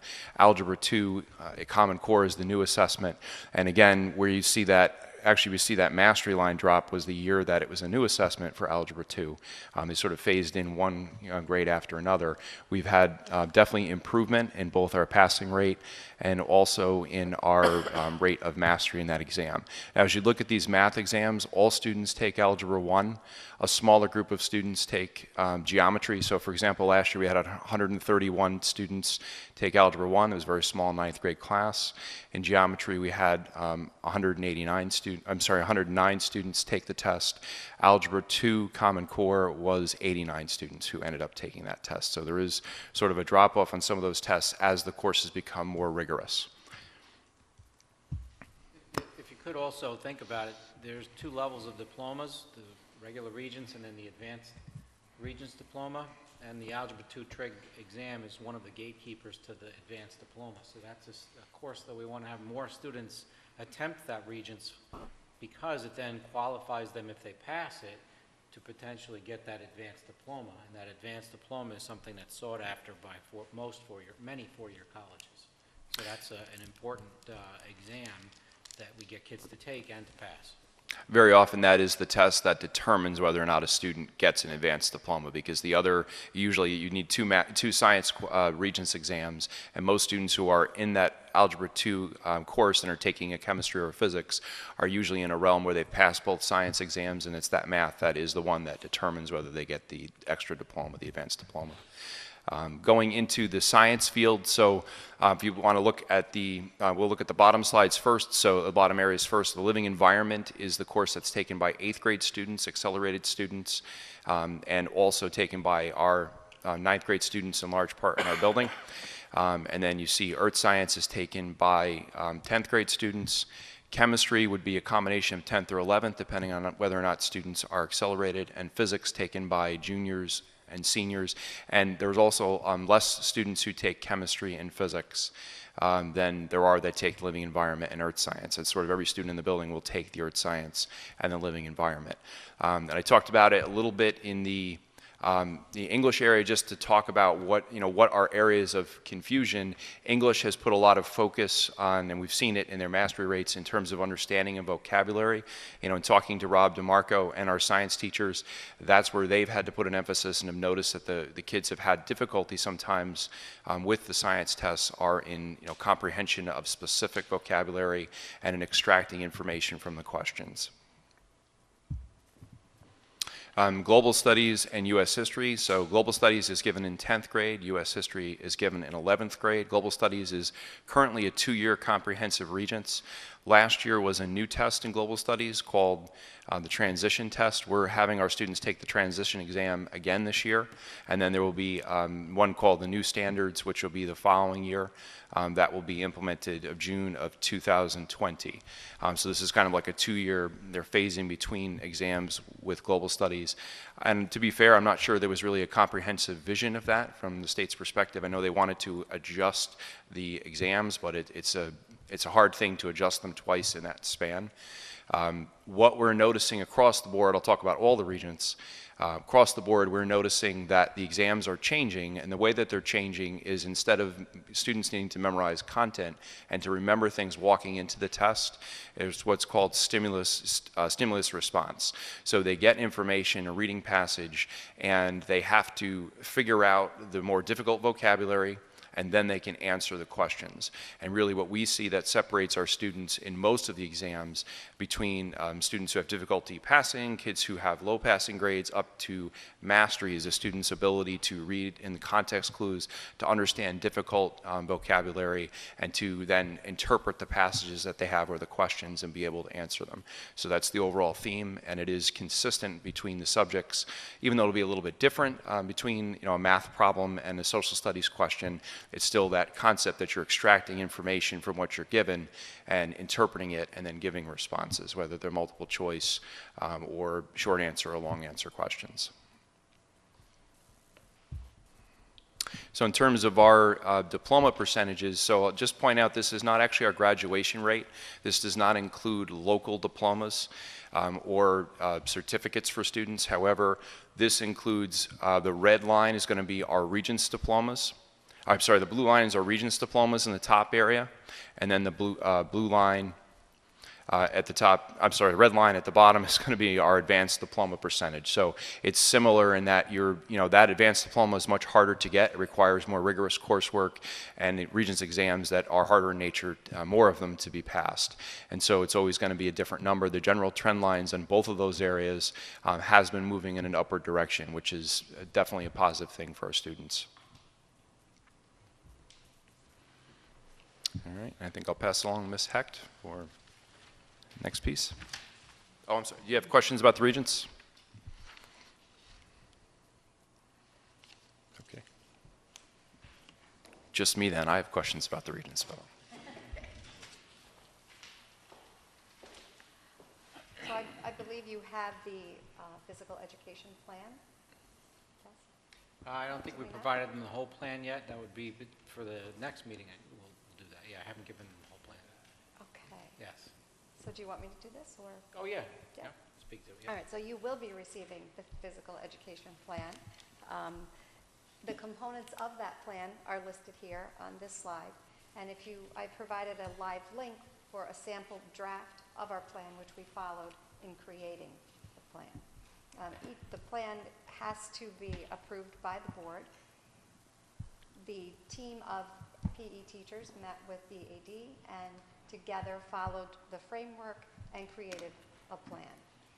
I'm not sure, Mr. Brooks, how far you want me to go with discussing. Is that? Sure, absolutely. Yep. Okay, all right. I didn't know if you want me to talk about the requirement hours or. So at the present time, I did review the plan and calculated the hours that are required by the state. So we are basically meeting them at the secondary level. Not exactly as to the way that the state is stating that we must meet them, but they are requiring 4,000 hours. We are meeting that and surpassing it. So like 4,100 at one building, 42 at the other. So we are good there, and I'm sure if we had a discussion with them, they'd understand our way of 6-day cycle. That's what kind of puts a little crook in it. At the elementary school, it's a different story. So at fourth and fifth grade, we're 120 minutes short. So that's, since we have a 6-day cycle, it would require us to have another full 40-minute period for each of those sections. So that'd be 12 more sections with a 40-minute period. Yes. In 6 days. Right, in 6 days, because our week is a 6-day, which makes it difficult because they require it in 5 days, but we have a 6-day cycle. So it makes compliance difficult. In K through 3, we are 200 minutes short. So that's even more difficult to reach. So within a 5-day period, even in our 6th day, we are 200 minutes short. And I know Robin's talking very carefully around this, and I appreciate that. Thank you. But one of the concerns that we have here is that we absolutely can easily get into compliance with physical education hours. But I believe that there will be, and I know that there is already, substantial questions about what does that mean for the other subjects? Because our day is a fixed day, start time and end time. So if we were to add in additional PE periods, it's going to take away from any of the other academic areas. However, if you recall back a couple of budget cycles ago, we did have a very brief dialogue about adding in some structured recess time where we could add in a physical education teacher during recess to really structure out activities during recess for children that wanted to participate. It wouldn't just be fully free time if you didn't want. I mean, certainly free time is very, very valuable. That's one approach that some school districts take to add in additional hours of compliance that would count towards the PE hours. So while we have expanded wherever we possibly can, we are kind of at a point where we would have to add in a physical education teacher through the budget process in order to be able to have someone to teach additional periods, and those additional periods would take away from math, science, social studies, English language arts, etc. time. So that would be a value discussion that certainly administratively would want to have some review on, and then some recommendations to the board on directions to go. Well, couldn't you, whether you did a 6th period type system and did structured stuff as the lunch, could you pick up time that way? In the elementary school, teachers already teach 6 periods, Gotcha. so that 6th So you period wouldn't- really only But works so in so the middle of high you'd school. have to have Probably a .4. a .4 to do lunch periods. Right. To do structured time to at least, because I agree, I don't know how you can take time from all the other mandates that you have, but physical education is important, coming from me. It's all important. That's part of the problem here. It's all important. Right. We just heard information about how there's specific targeted work towards reading instruction, and we heard a principal from the high school saying one of the concerns that they have in all of the Regents areas is reading comprehension for very difficult questions. So do we take time out of ELA instruction? Of course not. Do you take time out of science instruction? Of course not. Do you take time out of social studies and civics? And, you know, that's the problem. Well, but unfortunately with physical education, they have a standard and they're giving us hours. Correct. So how does this happen, Mike? Like, when they set the time requirements for subjects, right? You have a mandatory school day, right? They But don't.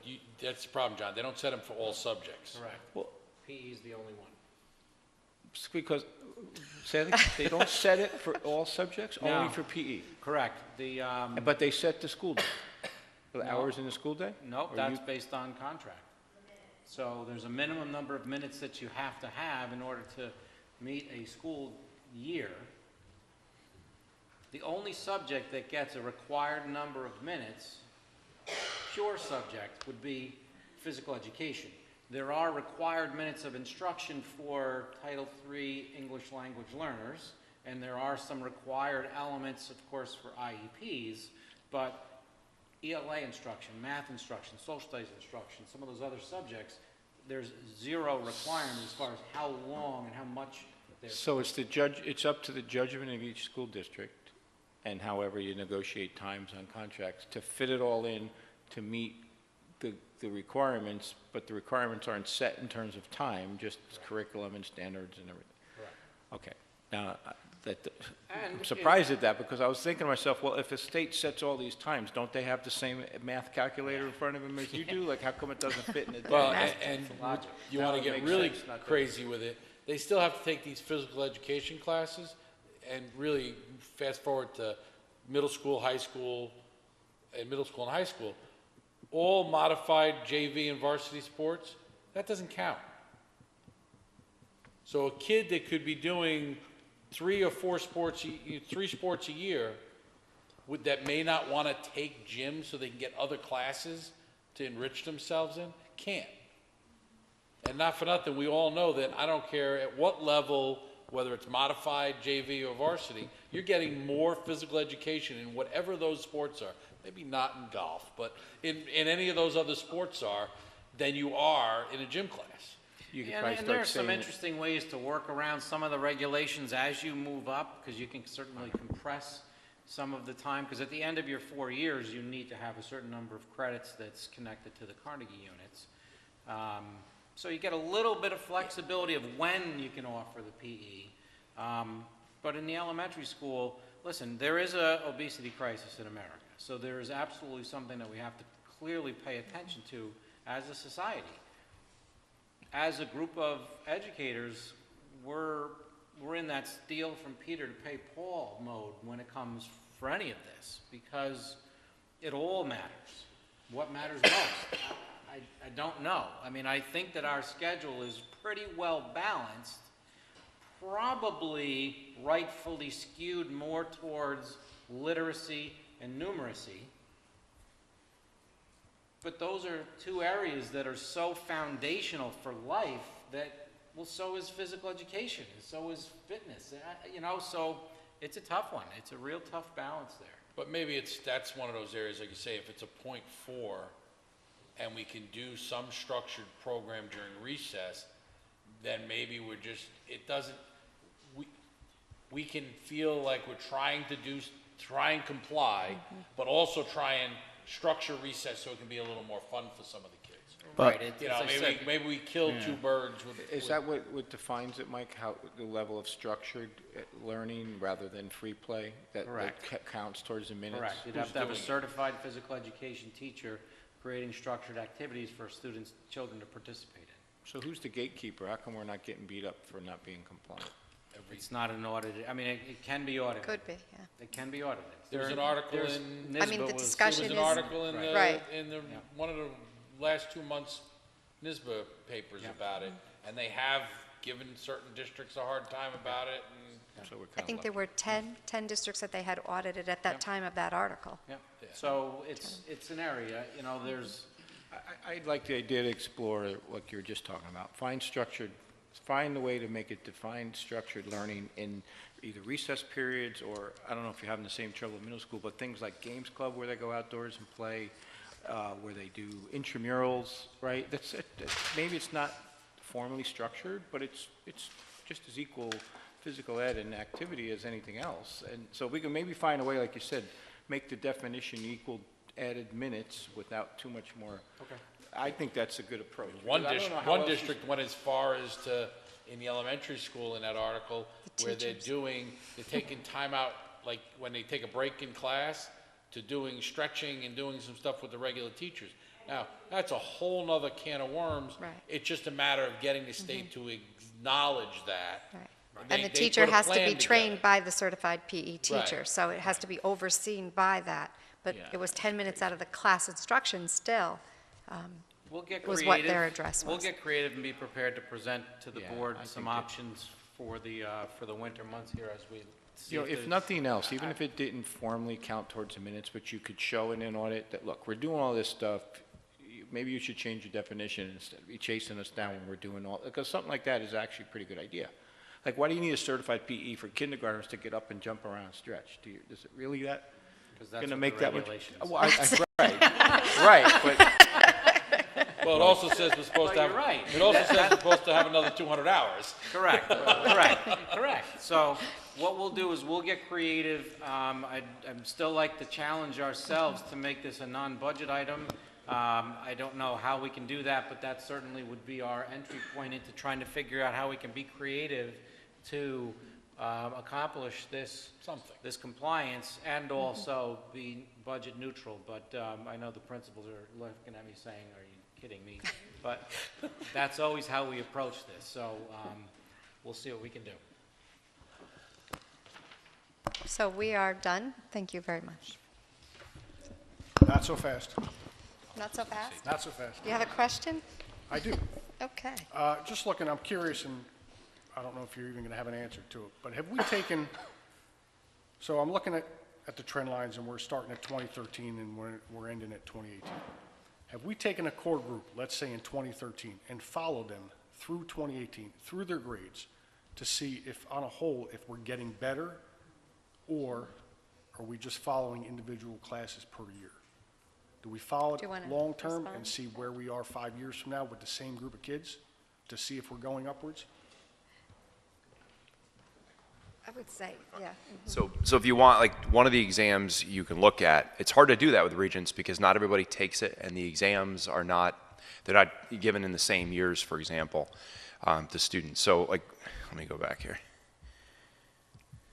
One of the things you can do, I mean, we were talking about this. If you look at the English Regents, you see this dip here where I'm going to put the mouse around 88. So that's the 2018 pass number. You see that there's a dip down in that 2018 when that test was taken. That's the same year that the U.S. history test was taken, and you see a dip down in that area. So there's definitely a cohort effect, if that's what you're getting at, that kids, as they travel through, like, you're going to find they have strengths, they have weaknesses, and so it's not like our teachers always tear apart the test. When they correct the test, they tear it apart, they figure out where the trends are. But yes, as they're going through working with groups, they look at things. Another example, we took the students in this year with algebra has been a focus because we did have some issues with last year's 8th grade assessments. So the first thing is, I don't know the percentage, 35% maybe of students that actually took that 8th grade assessment. But you look at that and you realize that's not reflective of the majority of the students who are sitting in your classes. However, we compared that with the STAR data. That's something that we put together, myself and the teachers, at the beginning of the year, because the STAR data from September and from last year is actually going to show all of the kids and their results. And then we look at projecting, like, that's our group. If we're concerned about how they did in 8th grade, they're going to be taking that algebra Regents at the end of this coming year in June. So we're responsible to kind of work with that group. We had some feedback from the state data. Each student had a state result, so we could tell where our strengths and weaknesses were with that group. And then in STAR, they've gone in and taken a look at that assessment data so they can tell where those kids are strong and, again, are struggling, and then they can make adjustments to what's being taught. So those are the type of things we do working within a cohort. When you look at math, though, math gets a little messy, so does science, because you've got some kids who are accelerated matching up with kids who weren't accelerated taking the test in the same year. So it kind of breaks away from that model a little bit. So that answers part of what you're asking. I'm also wondering, do you see maybe a correlation between, we have kids that refuse the testing, but when they get to high school, there is no such thing as a refuse. Do you think maybe these tests provide a little practice, and by the time they get to you, they just haven't had practice taking? I definitely think that they provide practice. I don't know that you can prove that statistically at this point, but there's a political aspect to that. I'm an opt-in parent. I have right now a 7th grade daughter.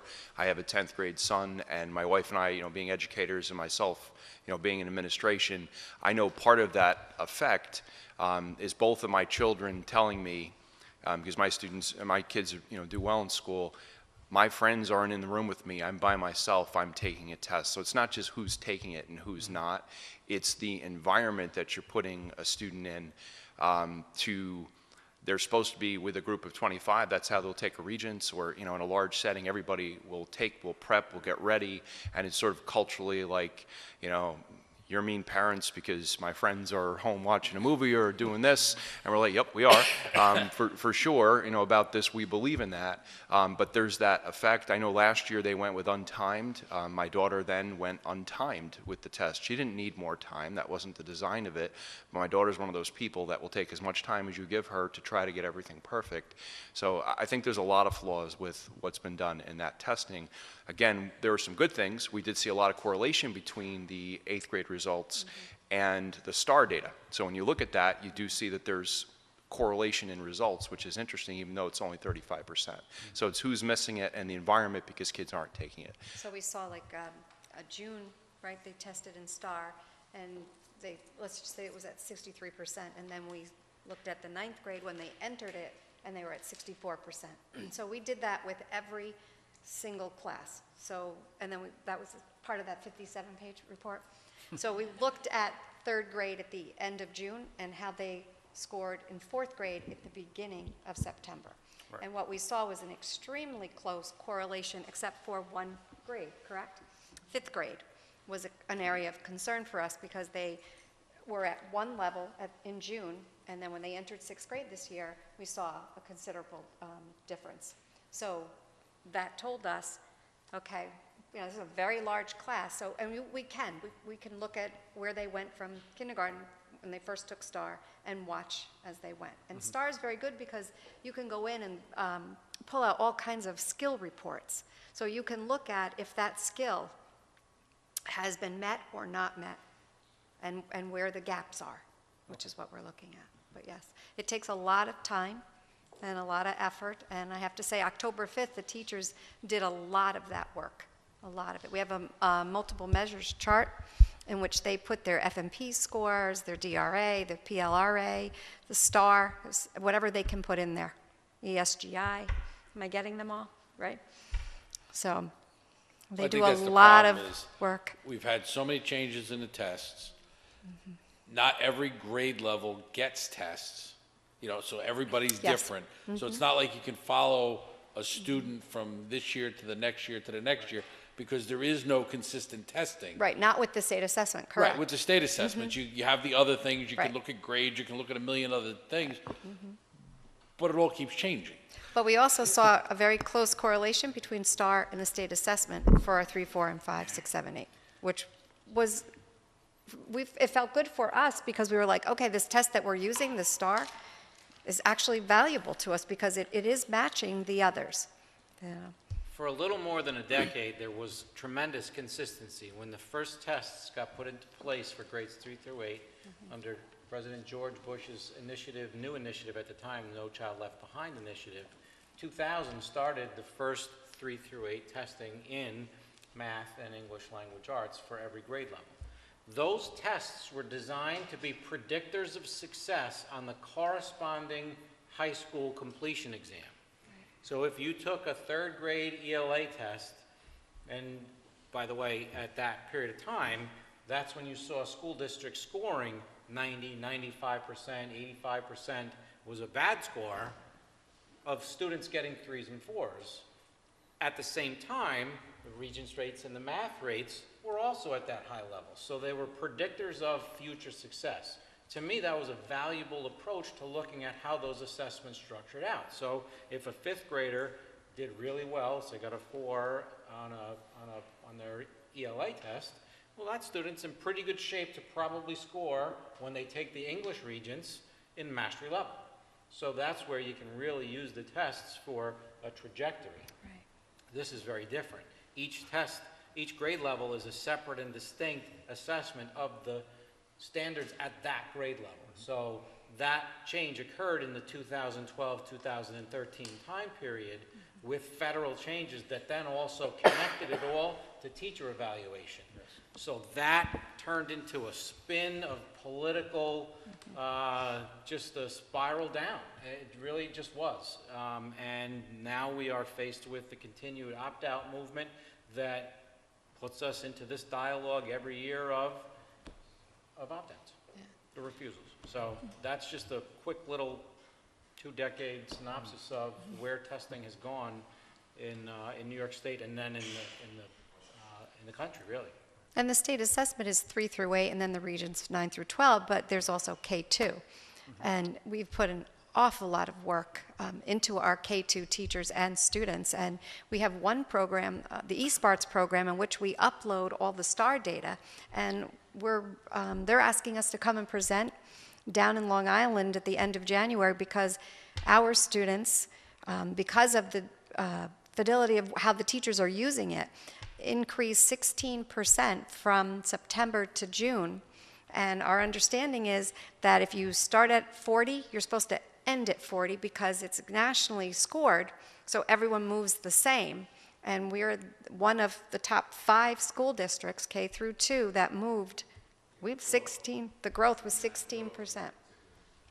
So we're making great strides, and we're thinking that the K2 needs to be strong for our 3, 4, 5, and, that way. So again, our focus is, we are presenting the state assessment data, but that is not, that's not where we live.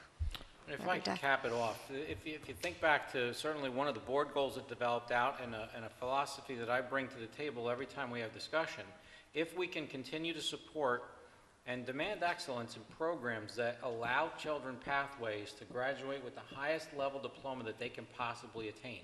So that means we've got programs and supports, we've got pathways, we've got avenues, we've got electives, we've got options for children, that if they so choose to put the nose to the grindstone and get that top diploma, they can in our system.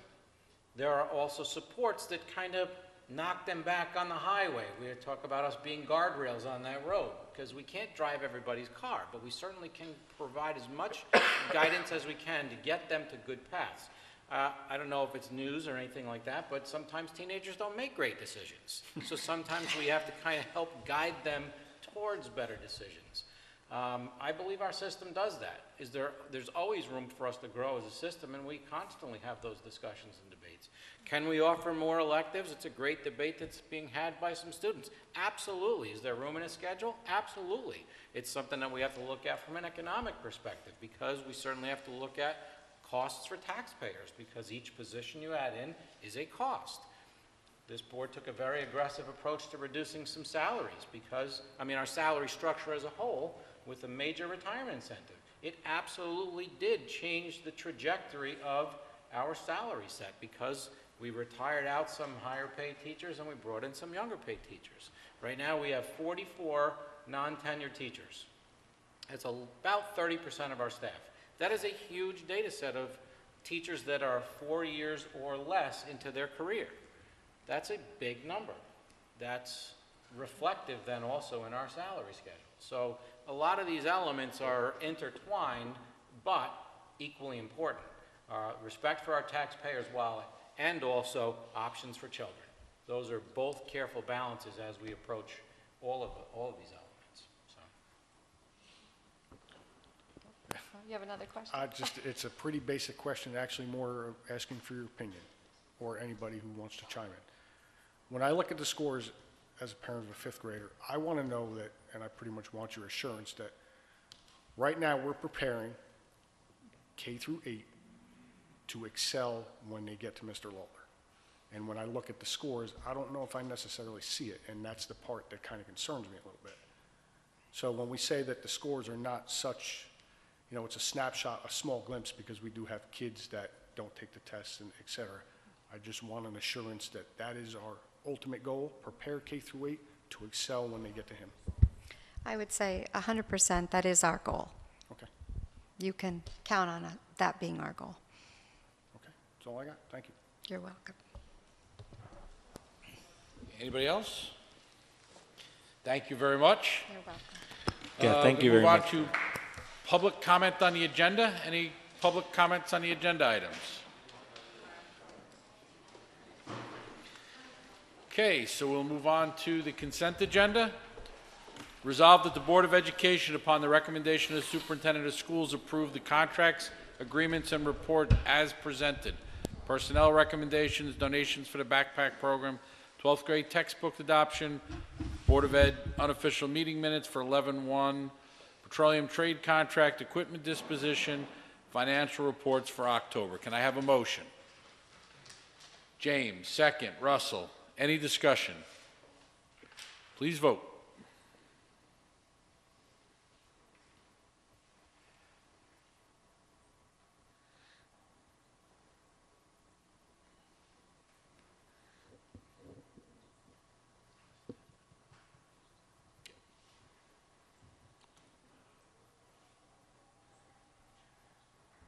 Teresa?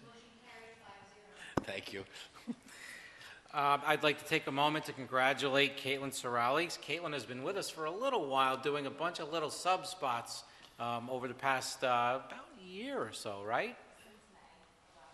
Yeah, so, all right, my timeline's a little bit off, but she brought a willing guest with her, so her husband is here with her celebrating. Caitlin has her certifications in elementary birth through 6 and also literacy birth through 6. She did receive her undergraduate degree from SUNY New Paltz with a bachelor's in elementary education and her graduate degree from SUNY New Paltz with a master's in literacy education. Interesting little tidbit about Caitlin also, she's got a medical connection too, because she's a certified qualified first responder, not just with the ambulance, but isn't it fire also? Yeah, so we've got a real set of heroes here with us too. So thank you very much for the work you do with our children, but also with within the communities as well too. So welcome to Marlboro, Caitlin.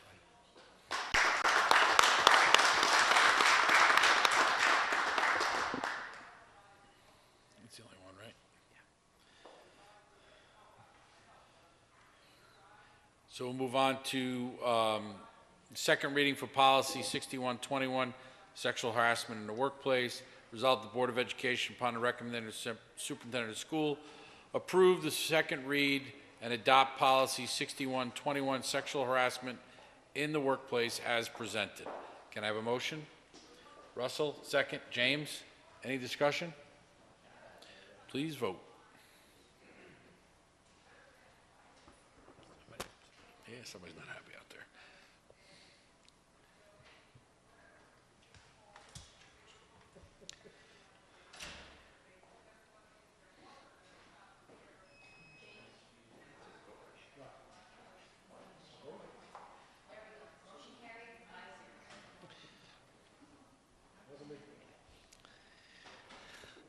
Okay, the school safety plan, pool safety plan.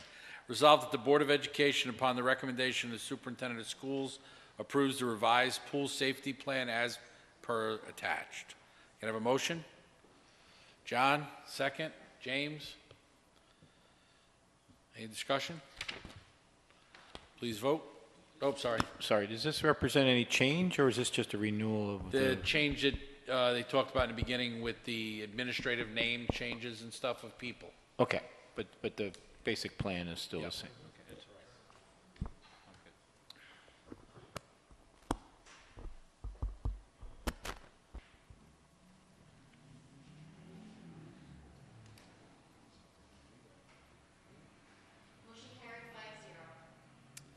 Anybody have any old business?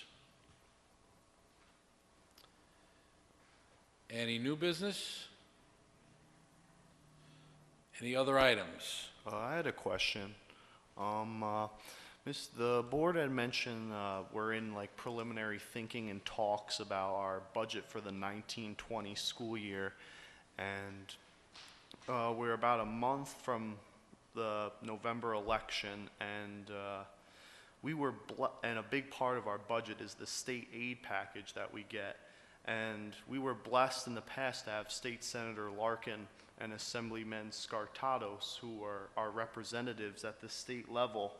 And with the passing and retirement of each one, there's a period of change in our district. So I was wondering if anybody from the school district had reached out to the new elects in preparation for our budget process. Yeah, and Mr. Brooks has sent letters on behalf of the district and reached out. They also will both be, they've also both been invited to the January, as you move into, with the state has, through NISBA, lobbying days that are coming up. And January's meeting, and it would be great if other people are available to come to the January meeting at Ulster's. They invite all the legislators that are involved for the area and also that cover Ulster County to that meeting. Scarcatos always used to come. So we're hoping that the two new members are there. It's a really good opportunity for them to hear from all the school districts as a whole what's going on. I don't know if anybody, if there's...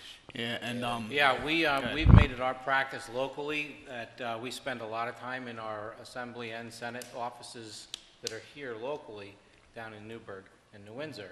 But each year, Pat and I have also made a trek up to Albany, which we will do again, not just for the lobbying efforts, but we like to have a Marlboro appointment just with our two legislators. So absolutely, yeah, that's something that is in process. Just, I think last week, we sent the letters out congratulating the two new representatives, our senator and our assemblyman. There's also with the hopes a lobbying one set up in February, the 10th and 11th, that they were talking about the Orange County meeting last night. Yeah, that's the one up at Albany. We'll be taking, see who can go, and it's definitely worth doing it. It's Right. They like if once they know you, they can't get rid of you. There's things going on, and like for us, really them phasing in this foundation aid. Some districts it's not as important because they're right close to it, but for us it's huge. Yep, so, yes. Thank you. Any other items? Just if you could remind us when those are coming up, I'd like to try to make a presence there too. I'll send the dates out for the January. I think it's January. It's either the 24th or the 26th. But I'll send it out. I guess to you too, Mike, if there's any of those visits you're making, if you want to bring any board members with you, I know it's in the day and it might not be easy, but still, if it helps, I mean, not just for the sake of tagging along, but if you think it's strength in numbers, it'd be good to do. It is the Ulster one is Thursday, January 24th at 6 p.m. in New Paltz at the conference center.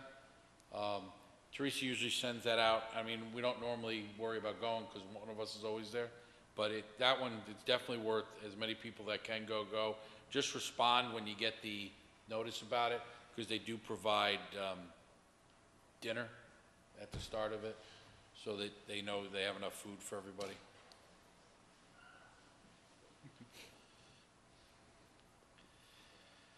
Okay. And then we want to talk about the minimum wage. It's really a placeholder for the next meeting, so Pat will have a recommendation, and we'll have a recommendation formulated for the December 20th meeting. Okay. Any public comments? Okay. We're going to, you have the,